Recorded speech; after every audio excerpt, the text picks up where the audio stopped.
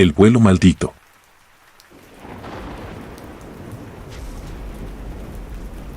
Mi nombre es Gustavo, y lo que voy a contarles no es un simple relato de terror, sino una vivencia que dejó cicatrices profundas en mi alma. Era una fría noche de invierno cuando mis amigos y yo decidimos enfrentar nuestros peores miedos. Íbamos a visitar el aeropuerto abandonado, un lugar que, según las historias locales, estaba maldito por el diablo. Todo comenzó como una broma entre amigos.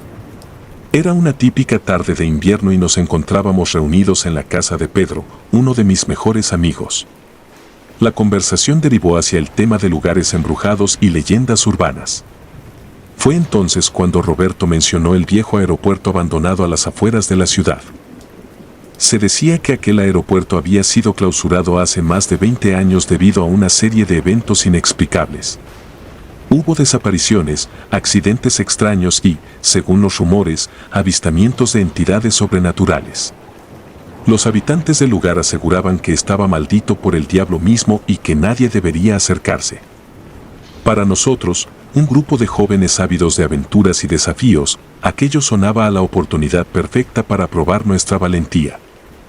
Esa noche, armados con linternas, cámaras y una buena dosis de escepticismo, nos dirigimos hacia el aeropuerto.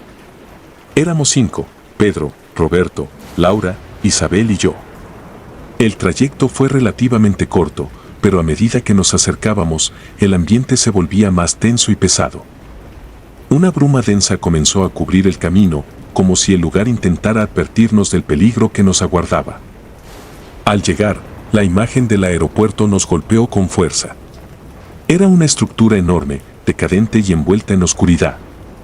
Las viejas torres de control, los hangares vacíos y las pistas desiertas se extendían ante nosotros como un escenario sacado de una pesadilla. A pesar del miedo que empezaba a instalarse en nuestro interior, avanzamos decididos a descubrir la verdad detrás de las leyendas.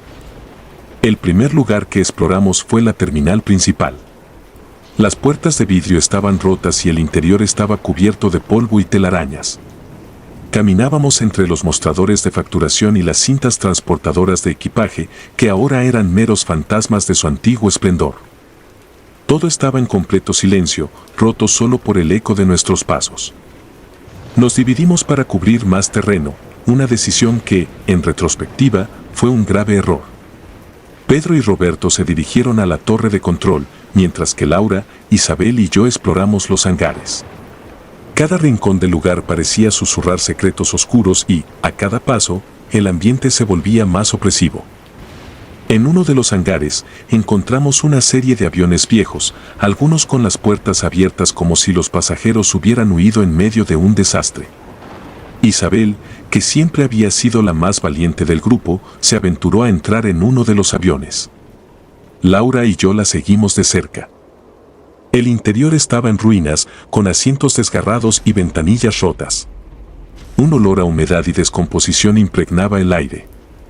Mientras explorábamos el avión, escuchamos un ruido extraño proveniente de la cabina.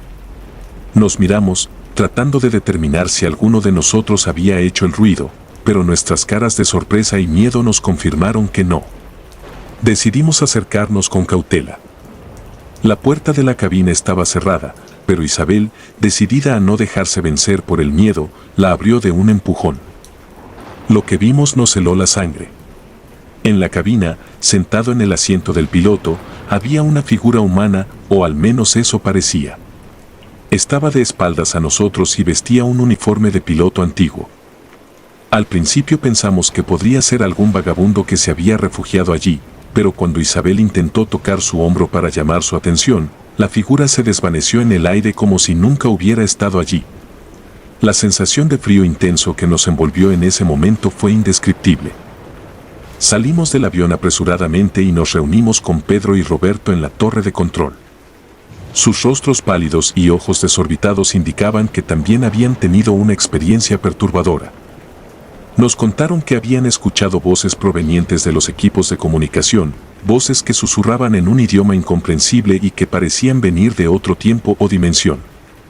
Decidimos no dividirnos más y continuar explorando juntos. Nos dirigimos a las pistas de aterrizaje, ahora cubiertas de hierba y maleza. A medida que avanzábamos, las linternas empezaron a parpadear y la bruma se hizo más espesa. Sentíamos que algo, o alguien, nos observaba desde las sombras. En un momento dado, Laura tropezó con algo y cayó al suelo. Cuando iluminamos el objeto con nuestras linternas, descubrimos un antiguo juguete, un osito de peluche. El hallazgo en sí no sería tan inquietante si no fuera porque estaba cubierto de sangre seca. La vista de ese juguete ensangrentado nos recordó las historias de niños desaparecidos que habían sido vinculadas al aeropuerto. Seguimos avanzando, cada vez más conscientes de que no estábamos solos. Llegamos a un edificio que parecía ser una sala de equipajes. Decidimos entrar, a pesar de la creciente sensación de peligro. El interior estaba igual de desolado que el resto del aeropuerto. Las cintas transportadoras de equipaje estaban quietas y los carritos de equipaje estaban dispersos por el suelo. Fue entonces cuando escuchamos el primer grito. Provenía del exterior, cerca de uno de los hangares. Nos miramos, el pánico empezaba a apoderarse de nosotros, pero sabíamos que no podíamos dejar a nadie atrás. Salimos corriendo hacia el lugar de donde provenía el grito. Al llegar, encontramos a Roberto arrodillado en el suelo, temblando y señalando hacia la oscuridad. Vi algo horrible. Logró decir entre sollozos. Tratamos de calmarlo y entender qué había visto, pero antes de que pudiera explicarse, una sombra pasó velozmente a nuestro alrededor. Todos nos quedamos congelados, incapaces de movernos o reaccionar.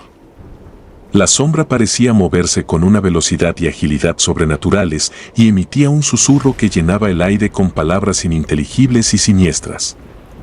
Decidimos que era momento de irnos, pero el aeropuerto parecía tener otros planes para nosotros. Los caminos que habíamos tomado para llegar parecían cambiar, como si el lugar mismo estuviera vivo y quisiera atraparnos. Corríamos desesperados, tratando de encontrar la salida, pero cada puerta que encontrábamos estaba cerrada y cada pasillo parecía conducirnos de vuelta al centro del aeropuerto. Finalmente, llegamos a una sala de espera que aún tenía algunas sillas y mesas en pie. Nos refugiamos allí, tratando de planear nuestro siguiente movimiento. Fue entonces cuando las luces comenzaron a parpadear violentamente. Las sombras en las paredes parecían moverse con vida propia, alargándose y retorciéndose en formas imposibles. Un sonido de pasos resonaba a nuestro alrededor, pero no podíamos ver a nadie. Laura empezó a gritar, señalando una esquina de la sala. Allí, en la penumbra, vimos una figura que parecía flotar sobre el suelo. Era la figura de un hombre alto, con un rostro distorsionado y ojos que brillaban con un fuego infernal. La temperatura en la sala cayó drásticamente y una sensación de maldad pura nos envolvió. El hombre, o lo que fuera, comenzó a moverse hacia nosotros lentamente. No podíamos hacer otra cosa que retroceder hasta que nuestras espaldas chocaron contra la pared. Sabíamos que estábamos atrapados. Pedro intentó gritarle, exigirle que se detuviera, pero su voz se perdió en el aire. En el último momento, cuando la figura estaba a punto de alcanzarnos, un destello de luz llenó la sala. La figura se desvaneció con un grito desgarrador y las luces volvieron a la normalidad. No sabíamos qué había pasado, pero no íbamos a quedarnos para averiguarlo. Corrimos hacia la salida con todas nuestras fuerzas. Esta vez, las puertas estaban abiertas y pudimos salir del aeropuerto. Al llegar al auto, nos encontramos con las llantas destrozadas. No había forma de conducirlo, así que tuvimos que caminar de vuelta a la ciudad. La bruma se había disipado, pero el miedo seguía presente. Al día siguiente, intentamos hablar con las autoridades y contar lo que habíamos vivido, pero nadie nos creyó. Decidimos que era mejor no volver a mencionar lo ocurrido. Sin embargo, el recuerdo de esa noche sigue vivo en nuestra memoria. Ninguno de nosotros volvió a ser el mismo. Ese aeropuerto, ese lugar maldito, sigue en pie, abandonado y lleno de secretos oscuros. Y aunque han pasado muchos años, sé que no puedo olvidar lo que vi y sentí esa noche. Ahora evito hablar de ello, pero a veces, en la oscuridad de la noche, cuando el viento sopla con fuerza, puedo escuchar esos susurros malignos y siento la fría mirada de esos ojos infernales sobre mí. Mi nombre es Gustavo, y esta es la historia de cómo enfrentamos el mal puro y sobrevivimos para contarlo. Pero sobrevivir no siempre significa salir ileso. La verdadera herida está en nuestra mente, en los recuerdos de esa noche y en la certeza de que hay cosas que es mejor no desafiar. La sombra en la terminal. Mi nombre es Armando, y esta es la historia de cómo una noche en el aeropuerto me cambió para siempre. Era una oscura y fría noche de invierno, el 25 de diciembre para ser exactos. El aeropuerto, normalmente un hervidero de actividad y bullicio, estaba sorprendentemente silencioso.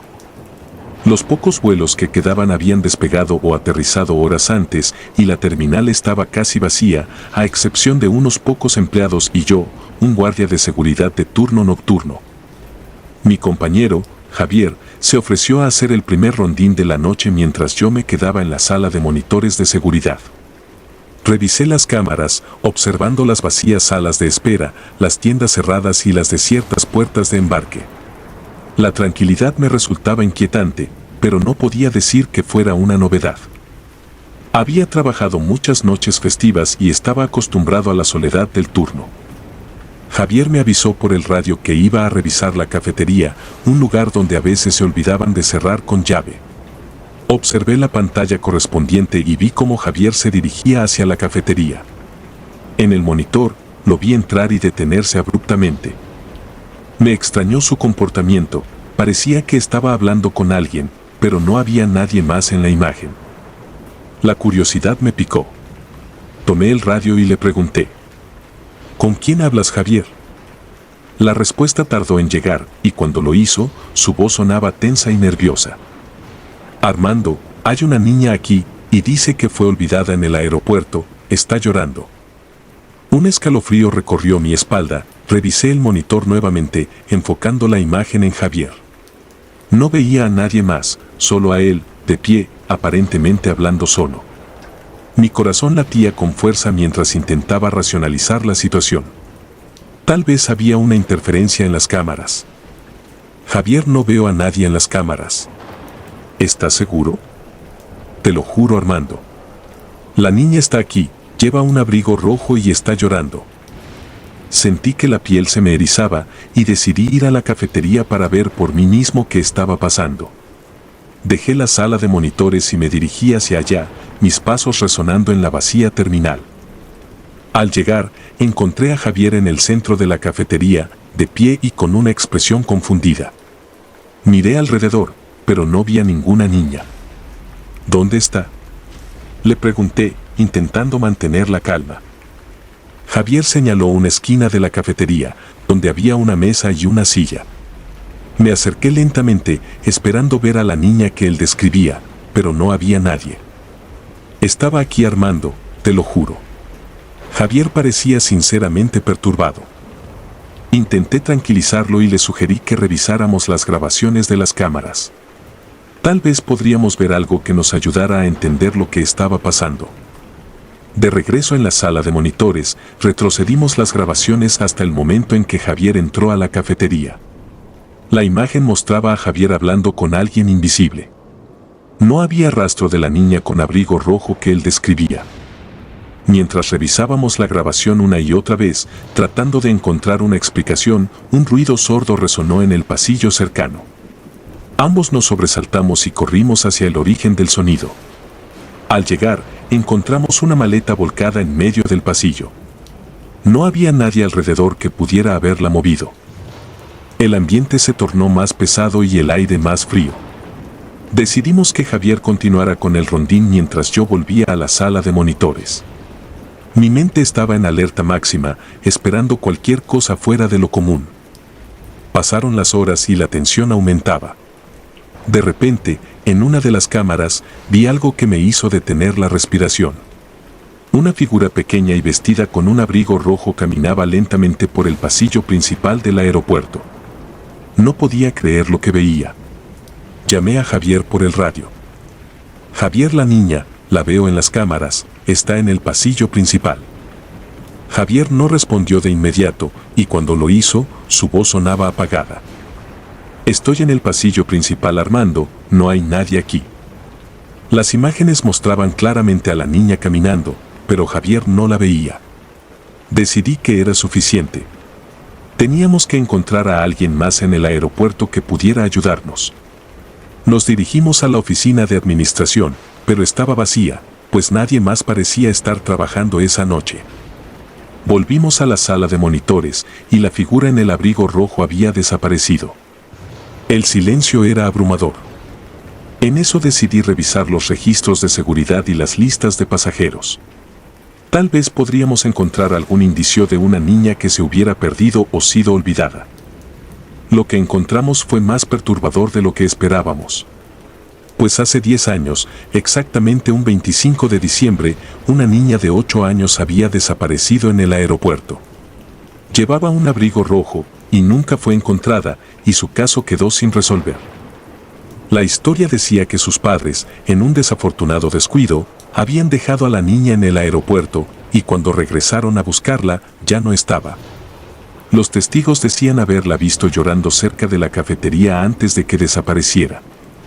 Javier y yo nos miramos en silencio.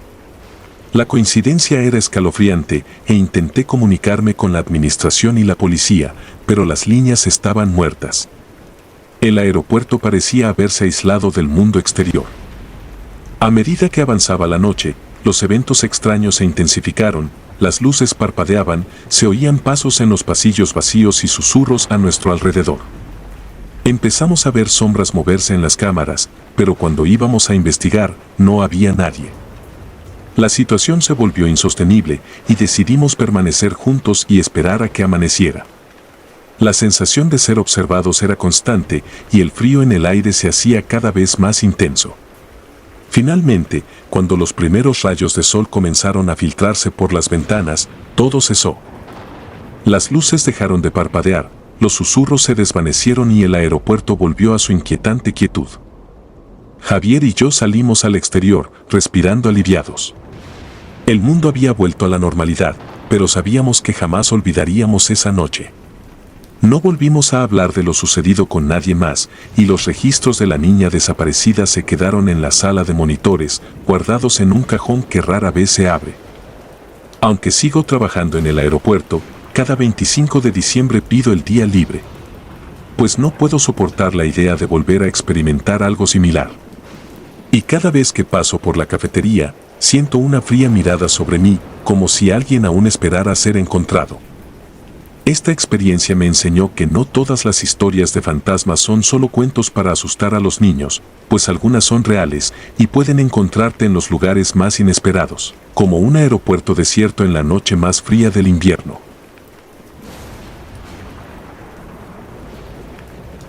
Las almas malditas del aeropuerto. Me llamo Rodrigo Gutiérrez, tengo 39 años y soy de Buenos Aires. Durante muchos años, trabajé como guardia de seguridad en el Aeropuerto Internacional de Ezeiza, uno de los más grandes y concurridos de Argentina. Mi trabajo consistía en vigilar las terminales, garantizar la seguridad de los pasajeros y asegurarme de que todo funcionara sin problemas. Sin embargo, lo que voy a contarles es una historia que va más allá de la rutina diaria, una historia de horror y misterio que me dejó marcado para siempre. Antes de ser un aeropuerto, el terreno en el que se encuentra Ezeiza albergaba un viejo hospital psiquiátrico. Durante la primera mitad del siglo XX, este lugar fue el hogar de cientos de pacientes con enfermedades mentales, muchos de los cuales fueron sometidos a tratamientos inhumanos y abusos que solo pueden describirse como torturas. El hospital fue finalmente cerrado y demolido en la década de 1960 y en su lugar se construyó el aeropuerto. Sin embargo, las almas atormentadas de aquellos que sufrieron en ese lugar nunca encontraron la paz y quedaron atrapadas en las ruinas que yacen bajo los cimientos del aeropuerto. Recuerdo claramente la primera vez que supe de la historia del hospital. Había empezado a trabajar en el aeropuerto hacía poco y un compañero veterano, Luis, me contó sobre los rumores y leyendas que circulaban entre los empleados. Según él, durante las noches, se podían escuchar gritos y llantos provenientes de las zonas más antiguas del aeropuerto, especialmente en las áreas de mantenimiento y en los sótanos. Al principio, Pensé que eran solo historias para asustar a los nuevos, pero pronto me di cuenta de que había algo más. Una noche de invierno, mientras hacía mi ronda habitual por la Terminal C, escuché un ruido extraño. Parecía un susurro, pero no podía identificar de dónde venía. Me detuve y aguzé el oído, tratando de captar el origen del sonido. Fue entonces cuando lo escuché claramente, un llanto desgarrador, lleno de desesperación. Provenía de una vieja puerta de acceso al sótano, una zona que rara vez se usaba y que siempre me había dado una sensación inquietante. Mi curiosidad y un sentido del deber me llevaron a abrir la puerta y bajar al sótano. La temperatura descendió abruptamente y un olor rancio me golpeó de inmediato. La luz de mi linterna apenas iluminaba el estrecho pasillo, cuyas paredes estaban llenas de humedad y moho. A medida que avanzaba, el llanto se hacía más fuerte y más desesperado. Mi corazón latía con fuerza mientras trataba de mantener la calma.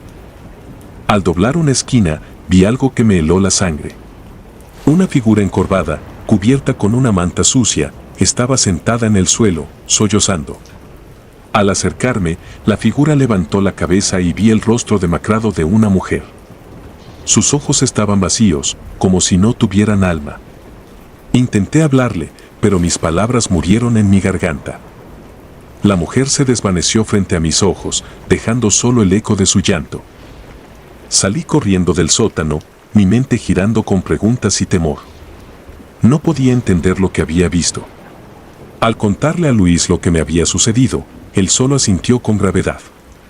Las almas de ese lugar no descansan, Rodrigo, me dijo. Todos aquí hemos tenido experiencias similares.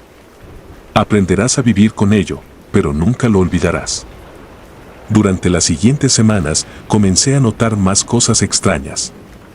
Las luces parpadeaban sin razón aparente, las puertas se cerraban solas y los equipos de seguridad a veces registraban movimientos donde no había nadie.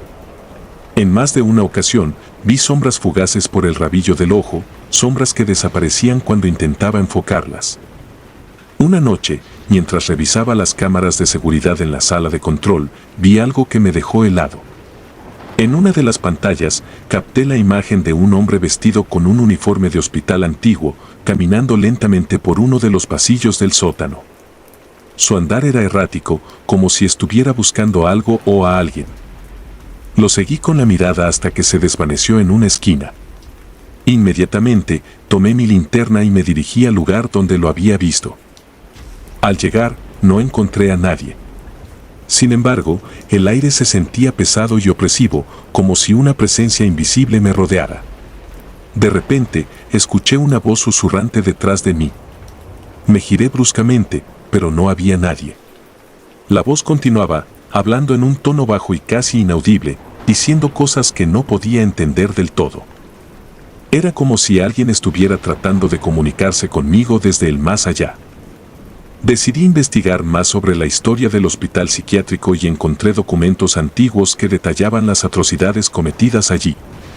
Los pacientes eran tratados como prisioneros, sometidos a electroshocks, lobotomías y otros procedimientos crueles.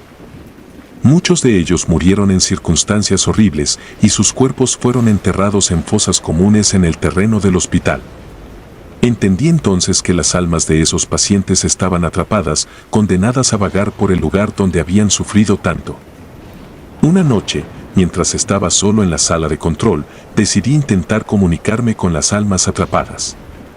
Encendí una vela y me senté en silencio, concentrándome en mi intención de ayudar a esos espíritus a encontrar la paz.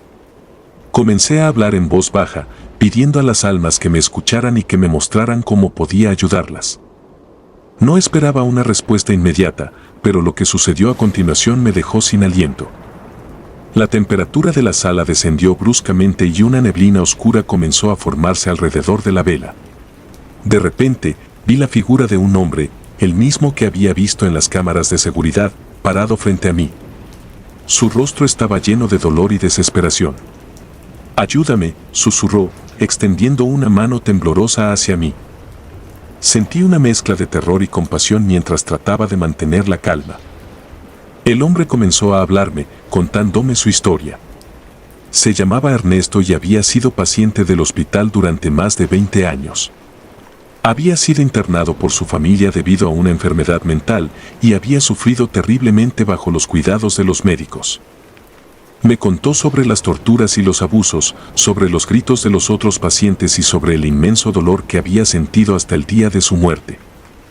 Le prometí a Ernesto que haría todo lo posible para ayudarlo. Le pedí que me guiara hacia el lugar donde su cuerpo estaba enterrado, con la esperanza de que darle un entierro adecuado pudiera liberar su espíritu. La figura de Ernesto comenzó a moverse, llevándome a través de los pasillos del sótano hasta un rincón oscuro y olvidado. Señaló una parte del suelo y desapareció. Con la ayuda de algunos compañeros, comencé a excavar en el lugar señalado. No fue fácil, pero después de varias horas, encontramos restos humanos. Sabía que habíamos encontrado a Ernesto y posiblemente a otros pacientes. Informé a las autoridades del aeropuerto y se decidió realizar una ceremonia para darles un entierro digno. La ceremonia fue sencilla pero emotiva. Un sacerdote bendijo los restos y rezó por las almas de los difuntos. Todos los que asistieron pudieron sentir la carga emocional del momento. Mientras se realizaba el entierro, sentí una sensación de alivio y gratitud. Sabía que había ayudado a Ernesto y a los otros pacientes a encontrar la paz que tanto merecían.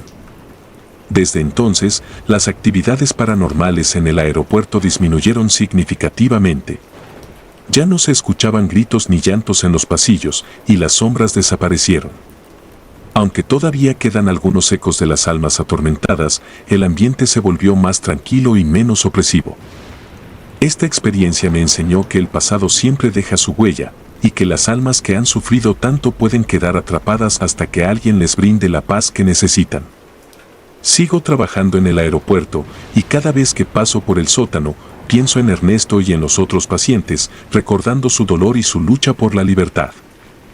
Mi historia no es solo un relato de terror, sino una lección sobre la compasión y la necesidad de recordar y honrar a aquellos que sufrieron injusticias. Aunque fue una experiencia aterradora, me siento agradecido por haber tenido la oportunidad de ayudar a esas almas atormentadas.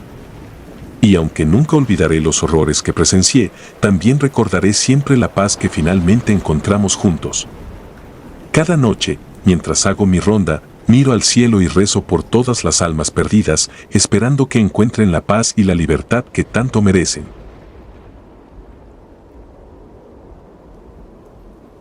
El niño perdido.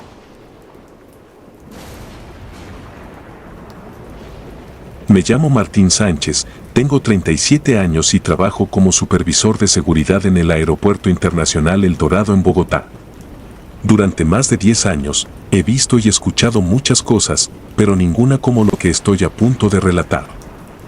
Esta es una historia de terror que no solo me cambió la vida, sino que también sacudió a todos los que trabajan en el turno nocturno conmigo. Una historia que no tiene explicación racional y que todavía me persigue en mis sueños más oscuros.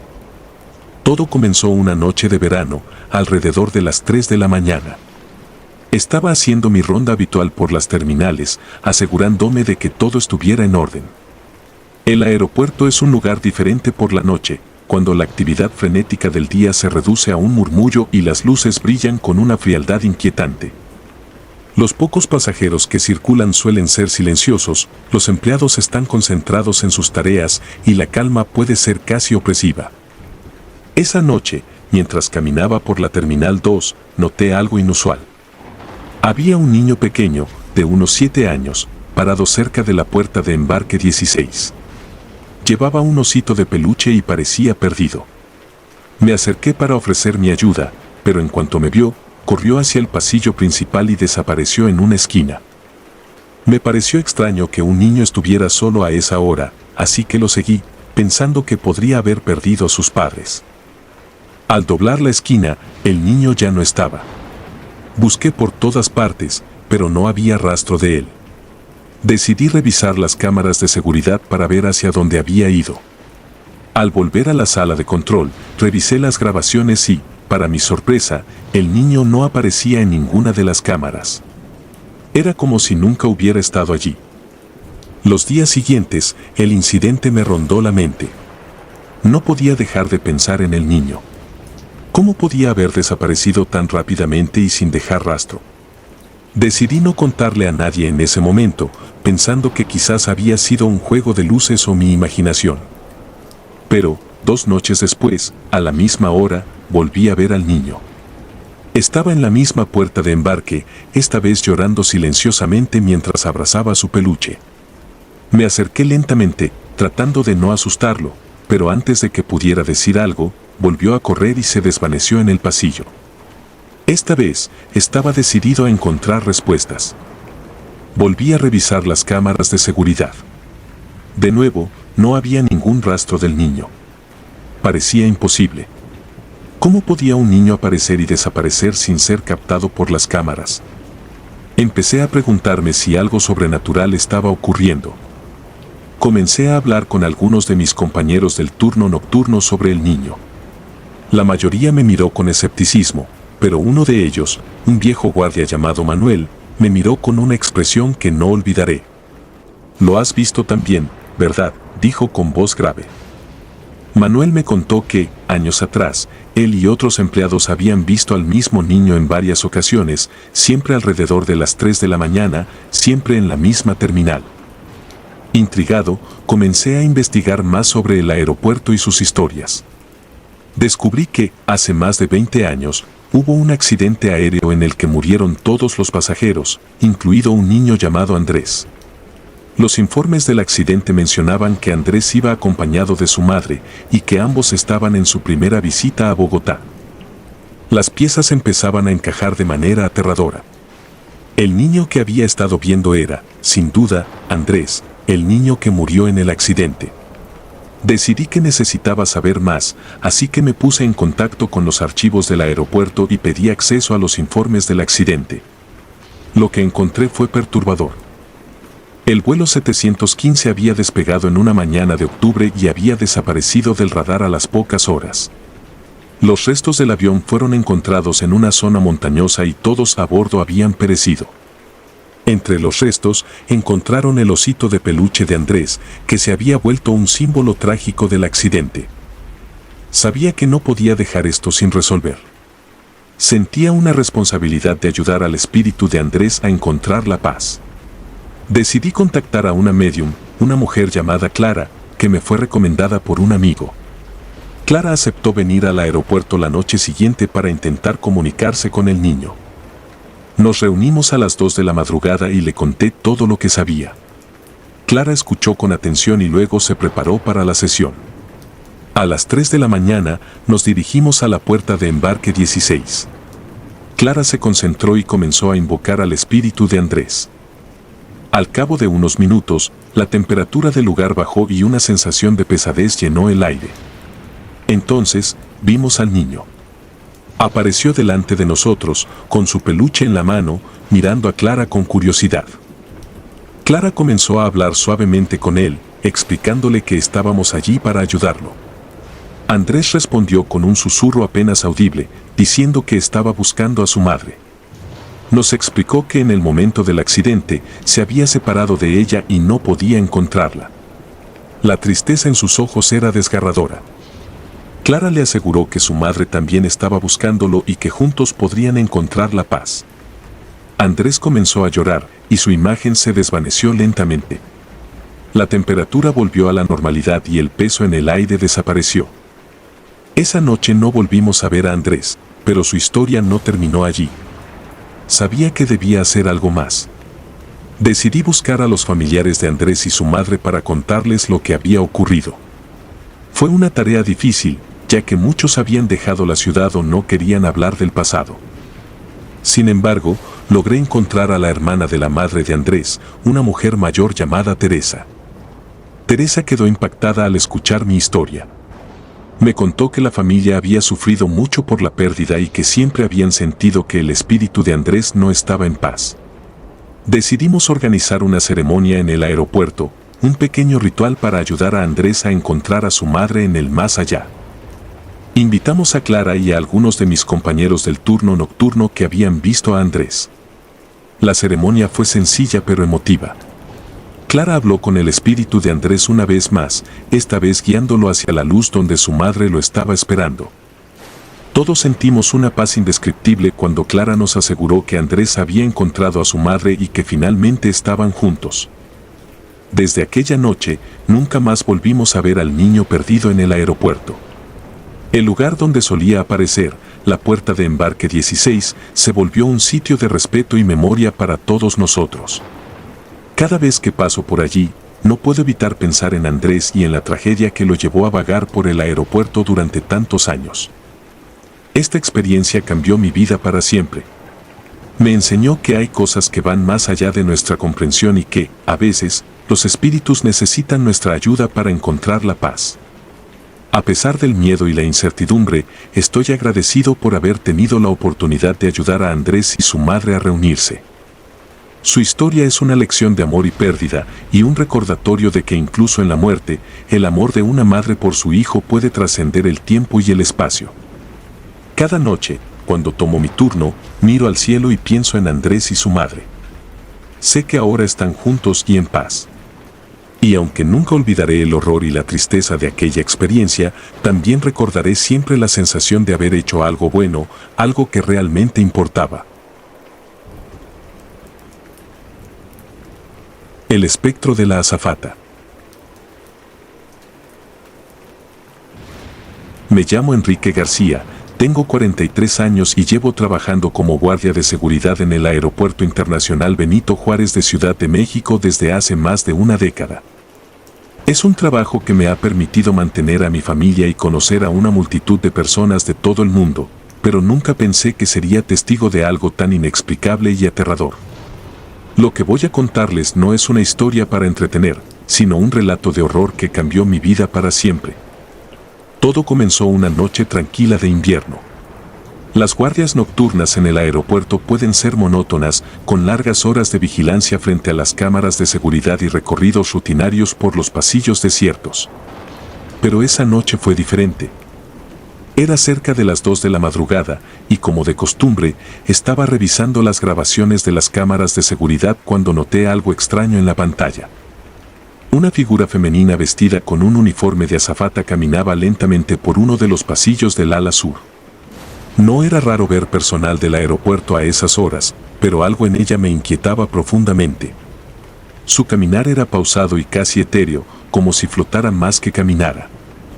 La cámara de seguridad captaba su imagen de manera intermitente, como si estuviera fallando, pero solo en ese punto específico. Decidí no darle demasiada importancia en ese momento y seguí con mi rutina. Sin embargo, esa misma figura apareció de nuevo en otra cámara unos minutos después, esta vez más cerca de la salida principal del ala sur. Algo dentro de mí me instó a investigar, así que tomé mi linterna y me dirigí hacia el lugar. Los pasillos estaban desiertos y silenciosos, el eco de mis pasos resonaba en la inmensidad del aeropuerto. Mientras avanzaba, sentía un escalofrío recorrer mi espalda, una sensación de ser observado. Al llegar al punto donde había visto a la azafata, no encontré a nadie. Pero el aire era pesado y la atmósfera se sentía cargada de una energía extraña. Decidí regresar a la sala de vigilancia, intentando calmarme y racionalizar lo que había visto. Esa noche no pasó nada más fuera de lo común, pero la imagen de la azafata siguió rondando mi mente.